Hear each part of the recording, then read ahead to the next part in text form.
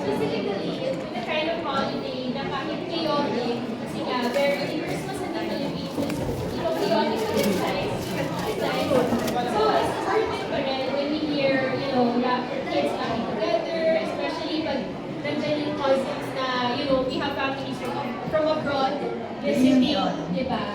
Yung ganon. So, parang reunion season din. So, yun. So, for our guests, please step in. Feel free to explore the details while I'll tell you about the challenge naman ni Elle for this one. Challenge talaga. Challenge talaga. Challenge talaga. Okay. So, challenge number 2 for Elle. Game show. Ayan. So, meet the Gonzalez family.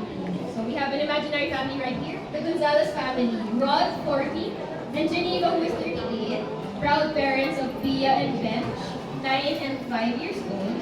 They live in a modest home where weekday chaos turns into weekend magic. Rod, a high school teacher, loves structure, while Geneva, a crafty homemaker, adds spontaneity and creativity. Together, they strike the perfect balance of order and fun, which you can see right here. So this holiday, they're hosting a Noche Buena for 6 relatives, 4 adult cousins, and 2 kids, filled with warmth, laughter, and treats for the kids. So from a family of 4, they're hosting another 6 relatives. 6 sila total. 6 sila total. 4 adult cousins and 2 kids. 6 pala sila total. So their challenge is creating a festive, family-friendly space that's safe for children yet cozy for everyone, with simple, crowd-pleasing dishes, and a cheerful setup where all can gather, play, and celebrate together. So ito na, speaking about, from the previous room set, you were talking about personalities and making it shine in our homes. So, let me ask you about this room set. How did you come about? So nakita niya, sobrang iba ng look niya dun sa pinanggalingan natin, which is very gold, red, green. Ito, pa-soft lang tayo, parang very playful, gano'n na. May konting playfulness, pero the colors is just fresh. Kasi with kids, gusto natin ng mas calm. Yeah, so it's not like the traditional red and green only. Yes, may we have very pastel. Kasi si Mami Geneva, crafty, ganyan. Siya yung gumawa nito.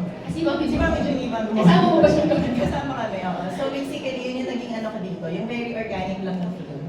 Saka very light lang.